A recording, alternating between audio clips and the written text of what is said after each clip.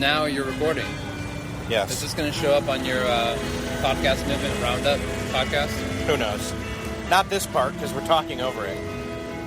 Oh, now it has to, because it's meta. Yeah, exactly. We're standing here watching Clark Buckner record these audio sounds of the street performer. Where's the mic on the Apple Watch? Is it not just recording your arm hair right now? It is. My arm hair has wicked skills. Hello, and welcome back to another episode of Beyond the To-Do List. I'm your host, Erik Fisher. This is the show where we talk to the people behind the productivity, and if this is your first episode, know that it is not a traditional opening to the show. However, for the nature of this show, I thought that it would make sense to do an opening clip, because this is going to be a little bit different style show. I have a few different things that I want to talk about, and first and foremost, you need to know there is no guest on this show. It is a solo show. This is an Erik Fisher talking as Erik Fisher show. And for those of you who are longtime listeners know, that's rare, and so you're in for a treat. So let me give you a little bit of a heads up as to what I'm going to be talking about.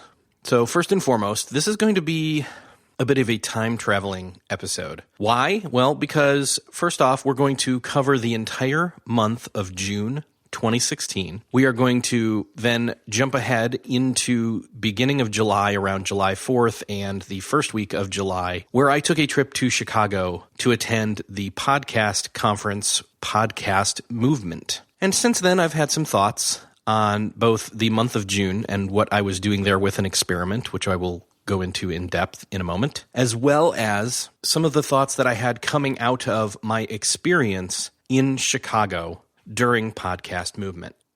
I came away with a lot of thoughts out of that visit to Chicago for Podcast Movement that aren't just limited to productivity, although do extend to that. They also cross over into the realm of traveling and taking breaks, as well as podcasting itself. Not to mention how hindsight can confirm your calling, as you've heard on this show and many other shows. And you may have even heard the famous Steve Jobs commencement address that he did, where he mentions the idea that connecting the dots happens in hindsight, and then you can see the dots moving from the past through to your current situation, and how experience and working hard and figuring things out is not wasted. You always apply that to the next thing that you're doing. And I have a few instances where I can show you with some interesting clips. Yes, I'm going to play clips this episode. So before we get into that, I want to say thank you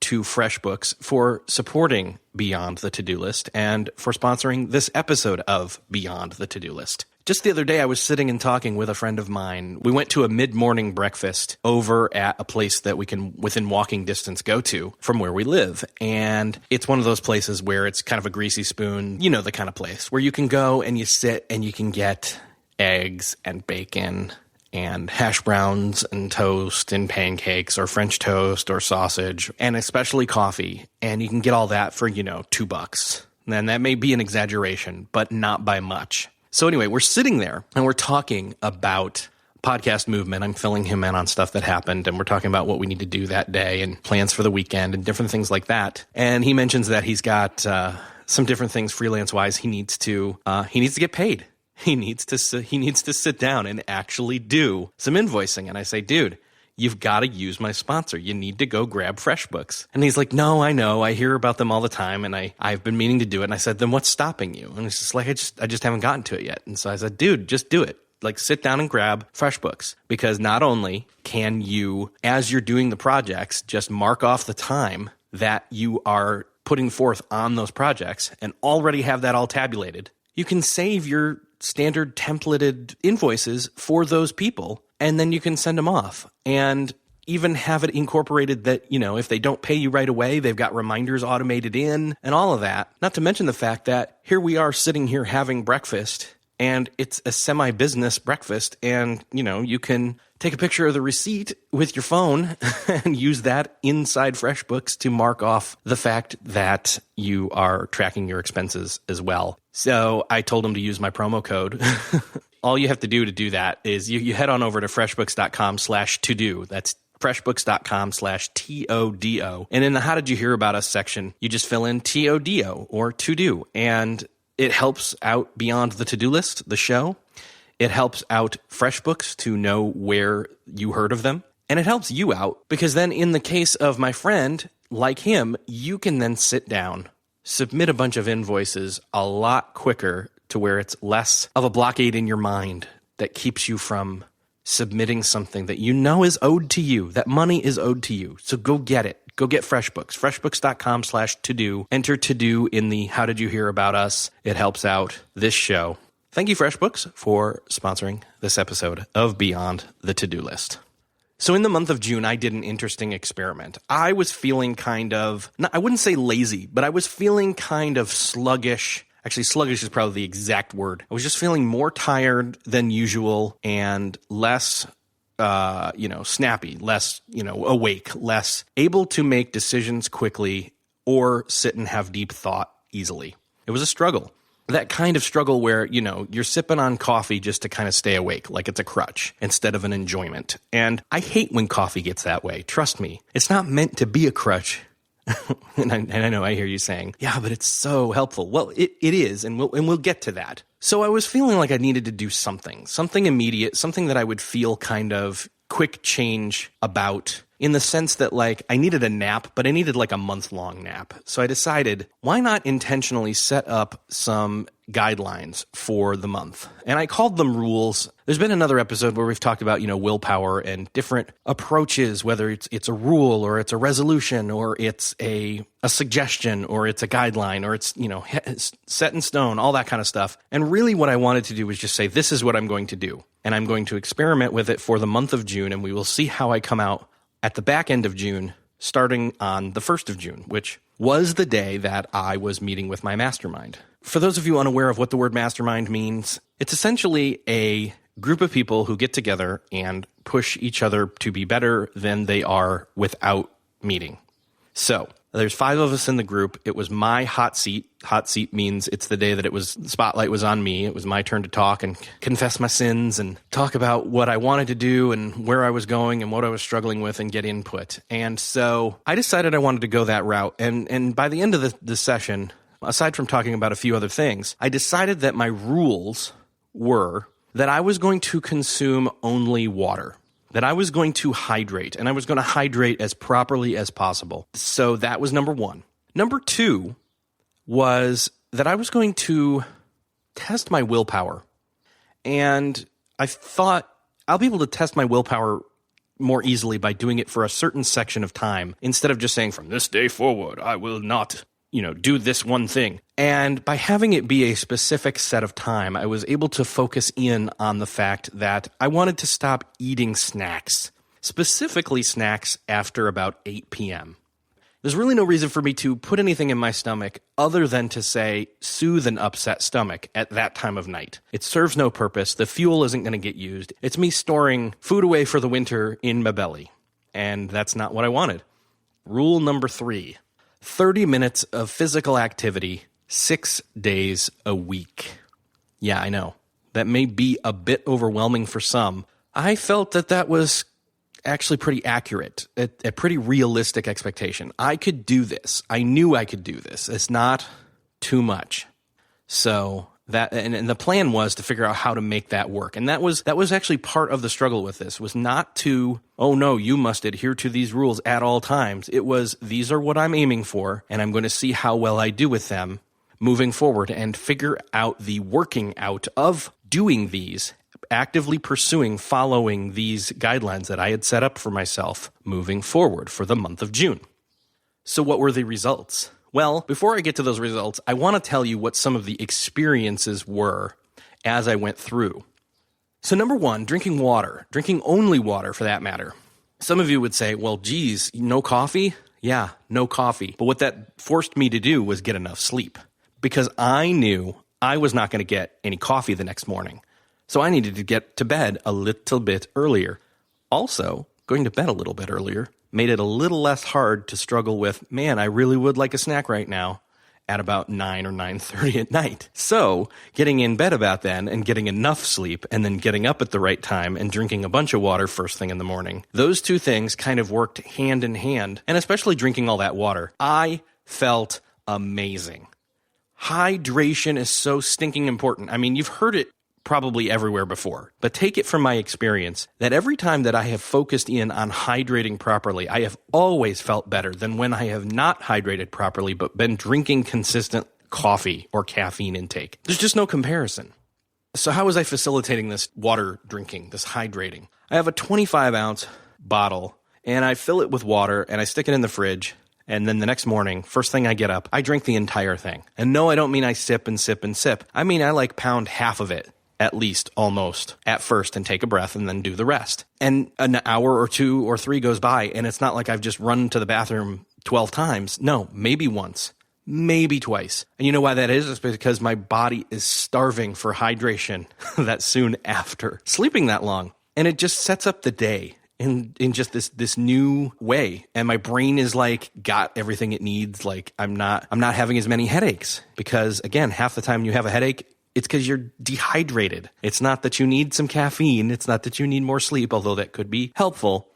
But going for the water first, always, always, always better. So let's see. So I would drink that first 25 ounces in the first thing in the morning. And then I'd usually have another one before lunch and then another one before dinner and then start in on one with dinner through to the end of the night. So about 100 ounces, somewhere between 75 and 100.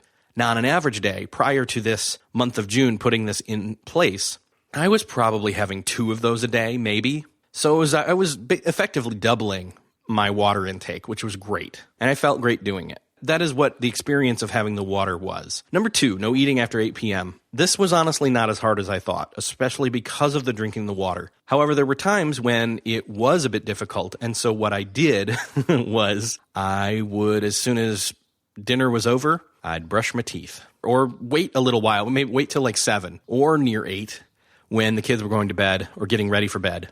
And I would brush my teeth then. And that would kind of set that, ew, I don't want to brush my teeth and then eat something psychological, ew, I don't want to taste stuff poorly. So that's what I did. And that helped as well. And honestly, I just felt less sluggish in the evening, and I even felt more clear-headed as I was getting ready for bed and winding down in the evening. I didn't feel like laying around and falling asleep without going to sleep. No, I actually felt healthy. I felt attentive, but not wired. So that was pretty cool. And honestly, feeding back into the lack of caffeine in my body, I was not feeling all anxious and wired as much. I was feeling a very zen-like peacefulness, or just, again, having just water and having just the not eating after 8 p.m. That was great. Rule number 3, 30 minutes of physical activity 6 days a week. I would love to say that I achieved this, but I don't think that there was any given week where I actually did 6 days. But what I will say is that I always did 4 or 5. And I'm not entirely sure which weeks, but I always know it was at least 4, if not 5, and here's why. I always chose one of the times to go do the physical activity for 30 minutes. Actually, it was more like 45 with these certain days, is the days that I had to mow the lawn. And on average, that was about once a week. So that was already one. And then the other times I would get up and I would go to the YMCA. And I would get on the treadmill and I'd crank my workout playlist and just sweat it out. And honestly, I really, really enjoyed that. And here's the thing. Had I said 4 or 5 times a week physical activity for 30 minutes, I would have done 2 to 3 times a week. By setting it up as 6 days a week, I actually did more than I probably would have doing only, again, a lower threshold or a lower personal intention or requirement for myself. Now, should I have said, okay, every day? No, because then I would have felt overwhelmed. 6 is kind of that threshold of, no, I can do every day and then take one off. Cool. And even if I don't get every single one, still go back the next day after I missed one for hopefully a really good reason, or just life and being flexible about it and just moving forward. Because my intention would be to do this anyway, far past June. So there's one other component to this, which was that as I was doing these 6 days a week, or more like 4 to 5 days a week of 30 minutes of physical activity and not eating after 8 p.m. and drinking so much water, is that I was losing weight. I was feeling more awake. I was craving certain foods less and really wanting fuel more than food. And it also reinforced this possibility of change. One other key factor, and again, here's the headline being buried on purpose, is that I lost 20 pounds. But I bury it on purpose because that's not what this was about. It was about pure experimentation, pure experiential experimentation, I should say, and to find out what would happen. There are a couple other key pieces here, though. Typically then, because I was working out that much and not eating past 8 p.m. and snacking on crap and drinking all that water, I was desiring less crappy foods and was putting more fuel-like foods, like I said earlier, into my body. And I craved the fuel, not the food. Now, that's not to say that I don't occasionally I really would like to enjoy some pizza. Here's the thing, I did. And I didn't have any kind of dietary restrictions on myself other than these that I already have stated. So what I did was, over the weekend, on a Saturday or a Sunday or both, I would, quote unquote, allow, again, even though there was no rule against this, I would allow some ice cream or some pizza, or I did eventually, because I had been worn out doing a few things once in a while, drank black coffee. And I didn't want to put in creamer or sugar into it because I didn't want to ingest a bunch of sugar. So that was one other byproduct of this whole thing, was that I just decided I just don't want that sugar. I don't want to ingest this stuff that's going to slow me down. I'm all about moving forward in the right way right now. So I guess you're wondering, now that this is past the end of June, what's happening? What's going on? What am I doing to move forward? Well, here's the thing.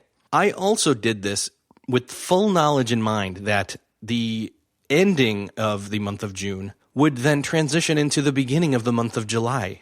Fancy that. And that July 4th in the United States is known as Independence Day. It's a patriotic holiday, but food also plays a big part. We are independent to eat whatever we want. And so with that in mind, I knew that I was going to be eating some things right off the bat in the new month that weren't probably going to make me feel all that great later on, even though in the moment I would enjoy them. Not to mention, I also knew that soon after July 4th, I'd be headed up to Chicago, to Podcast Movement, for an event for podcasters and podcast enthusiasts in Chicago, another great place for food. So again, that was part of the quote-unquote reward, maybe, for getting through and following through with these rules that I had set in place. And again, I lost 20 pounds, and I felt it. Or I should say, I felt the lack of it, and felt great. So what am I doing moving forward? Well, honestly, I'm going to tweak these back into my system again. I think that those 3 rules of drinking only water, and the way that I was going about it. And I think that the no eating after 8 p.m. rule was a great rule. And even the 30 minutes of physical activity 6 days a week, the time that I didn't get to go or just felt it was a bit difficult to fit it in with the holiday stuff. And yes, I know I could have fit it in. However, I also decided I wasn't going to stress out about not making it because I knew I was going to wind up and go for the second round of experimentation. I have craved going back to the gym. That is a good sign. I have craved drinking more water. Yet another good sign. And though I have more often than not in the past 2 weeks had more to eat or drink after the late hour of 8 p.m., I have not felt great about it. And I've decided, I don't really want to. And I've kind of started to wean myself off of that again. So there will be an update at some point in the future about all of this, I am sure. But for now, that is my rundown of that experiment, and I hope you enjoyed it. I hope that you get something out of that by hearing somebody else test some things there. So moving into Chicago, you can now guess that the clip that started off the beginning of this episode, that was actually a clip that I recorded on my Apple Watch while out returning from lunch with my friend Blake Stratton and a few others. We went to Shake Shack. Yes, again. I knew I was going to be eating this stuff, so I knew that having guilt about it was going to be a detriment, so I decided not to have any. But yes, that clip is there. I'm standing there. It was moments like those peppered throughout the time in Chicago that I had, which really just reinforced again that going to conferences, can really shake you out of maybe a rut that you've been in. And I highly suggest that if you're feeling stuck, one of the best ways to get unstuck is to go meet with other people, whether that's at a conference or just online. I was actually emailing with Chris Brogan a couple of weeks ago, and he said that getting together with other people, he said that with any of our various nerd tribes or, whatever it is you are into, he said, and I quote, "We gather to reinforce that we're not just weird losers. Everything looks better in numbers instead of solo." And I really like that. I like that reinforcing that we are not weird losers, and we're reaffirming I am part of this tribe. So I went to Podcast Movement to reaffirm that I am a podcaster and meet with other podcasters, learn about podcasting, talk about podcasting, think about podcasting. And this was the first time in a while that I'd gone to a conference and not spoken at the conference. And it's a different dynamic. And it's actually a dynamic I really appreciate. It's nice to attend a conference to have a focus in on networking and relationships. And that was really cool. It was nice to get out and about in the big city and take walks, to sit outside Intelligentsia Coffee and see a guy walk in and say, "Is that the guitarist from The Roots?" And then find out, yep, it is. And then say hi and say thank you to him. Yes, that did happen. And to even hang out with other productivity podcasters like Jeff Sanders from the 5 a.m. Miracle.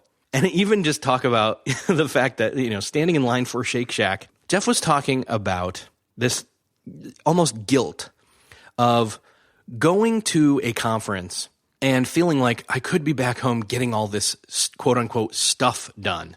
And I said, yeah, but it's that opportunity cost that is perpetual, where you could always be doing any number of other things. And yet the investment of coming to this conference and spending time here with people and around something that you have chosen to make part of your career, that is also being productive. It is saying yes to the right things and saying no to the wrong things. So hence you have moments like this one, where after lunch at Shake Shack, we are walking back and we're thinking about podcasting, and we've been talking about it. And don't get me wrong, podcasters don't just get together and talk about podcasting. We talked about a number of other things. But we're walking back down Michigan Avenue, I believe, and Clark Buckner pulls out recording equipment and goes over near someone who's sitting there, and he's playing this guitar, and it is just echoing up the canyons of the concrete buildings in this concrete jungle, and it's beautiful. And so that's when I took that clip on my Apple Watch.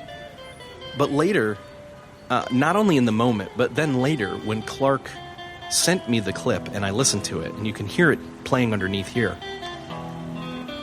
it's just beautiful. It does something that, had I not gone and done that, I wouldn't have had that moment of peace, that moment with my friends that I don't see that often,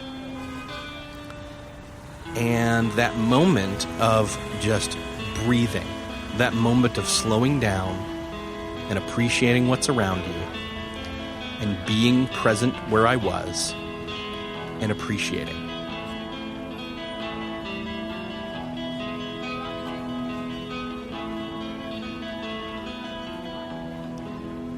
So that moment really set the tone for what was the remainder of the trip there, and even time since as I've come back, and even some of the times where I James Cordened, as I like to refer to it, singing songs in the car on the way home, solo by myself driving for 3 hours. And those are just some really great moments. Prior to going to Chicago by about a week or so, I had had a conversation on the Podcast Junkies podcast, which is all about podcasters and getting to know those podcasters better, by the host of that show, Harry Duran. And we got to talking, and I realized there were some moments in my past specifically that really fed into my love of podcasting. And for you to really understand that, I need to play you a clip here. And this is my grandfather back in 1982 interviewing me when I was about 4. Okay, I want you to tell me about camping, because we went upstairs and did some camping, didn't we? Yeah. What did we do up there? We cooked marshmallows and we cooked hot dogs and... How could we cook up there? Was there a fire up there? Yeah. Oh. What were we burning? We're burning a hot dog. Oh. Were they delicious? Yeah. Was Evie up there? Yeah. What was he doing? He was trying to monk us up. Monk us up? Yeah. Did he do it? No. How come? Oh, because we're going to do it. Because we were going to do it? Yeah. What did we have to drink up there? Beer. Yeah, did you like it? Yeah, and coffee. You had some beer one time at the table. Did you like it then? Huh? We were at the kitchen table? No, I didn't like What did you do with it? I spit it out. You did. Would you spit out ice cream? Don't do that. Okay. Yeah. You're kind of silly, aren't you? So as you can see, I started out being a podcast interviewee way back when. And it never went away because as we got older, my brothers and I, we started to record more and more on our tape that my grandfather had continued to record us on, and then we would eventually take over and pull out the microphone and pop the tape in and hit record, and we'd pretend we were radio announcers on the PBS, public broadcasting station of WXXI in Rochester, New York, which, funny enough, my sister-in-law now works at, so full circle in some ways.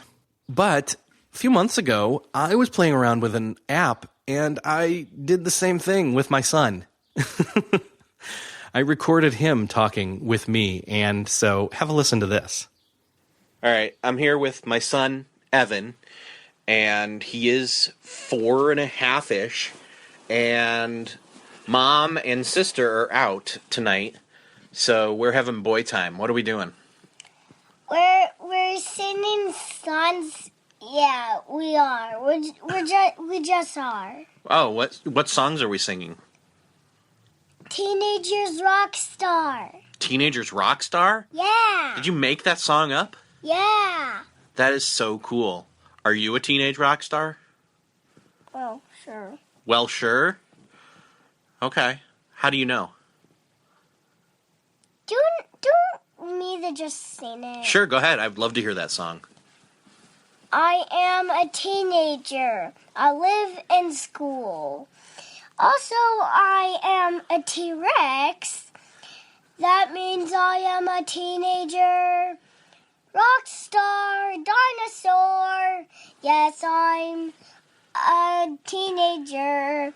Yes, I'm a teenager because there are T-Rex and evil and rockstar dinosaur, and you are a teenager. Bam! This is over. Well, folks, you've heard it here first. The debut of his new hit single from Evan Fisher, Teenage Rockstar. Although I would have assumed that in parentheses after that it would have said T-Rex. Thank you for listening. So, as you can see, my son has already started in on doing his creative process. And again, there was no option to be a podcaster back when I was graduating college. And yes, I did do an internship at a radio station where I recorded the weather and I played the commercials in between baseball games on a Sunday afternoon. Podcasting wasn't a thing yet, though. And so I didn't have that as an option. It just goes back to the Steve Jobs quote where he says, "You can't connect the dots looking forward. You can only connect them looking backwards.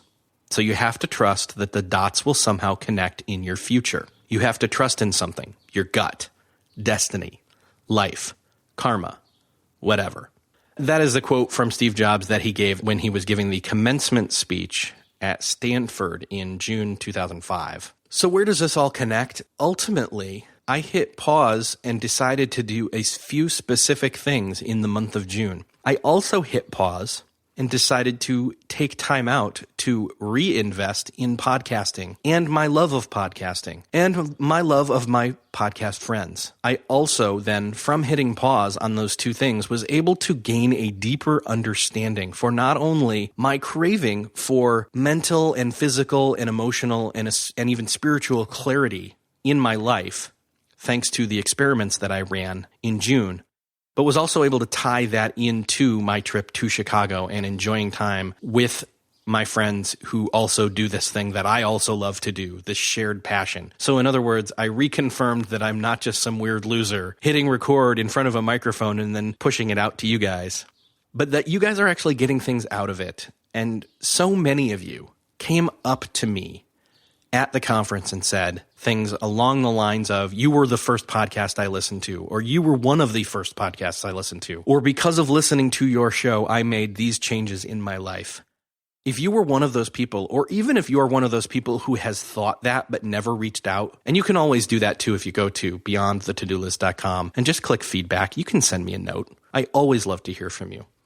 But I have to say that hearing from so many of you, one, warmed my heart. Two, really reconfirmed that I am doing good work with this show and will continue to do so, in fact. And three, am making an impact. Thank you. I really, really appreciate it. So that is where I'm at right now. That is June and beginning of July, and now it's time to move forward in the second half of 2016. Part of me is like, wow, 2016's half over. And part of me is like, wow, we've got another half of 2016 to do some awesome stuff, guys. Let's do this. I'm really excited to see where we go and what we do the rest of this year.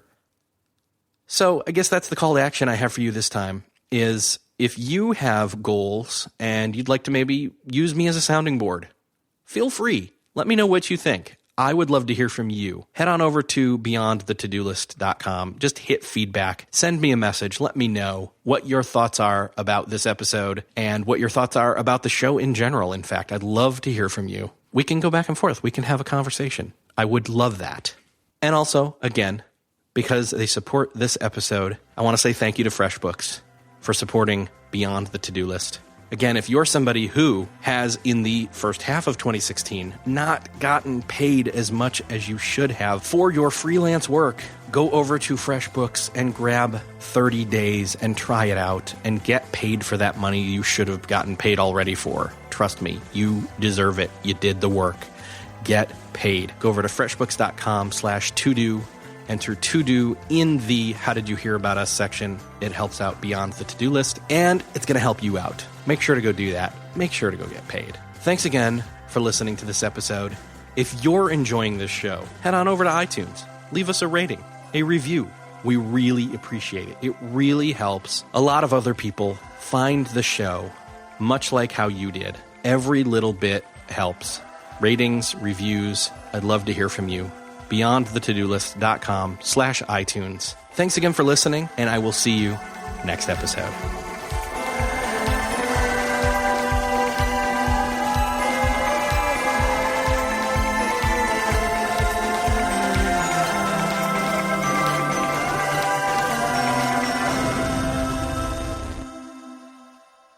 Beyond the To-Do List is a proud member of the Noodle Mix Network. Find more of our award-winning and award-nominated podcasts to make you think, laugh, and succeed at noodle.mx. Theorize over the TV shows Once Upon a Time in Wonderland, and Under the Dome. Laugh with our clean comedy, delve into science fiction and philosophy, learn critical thinking from movie reviews, and more at noodle.mx.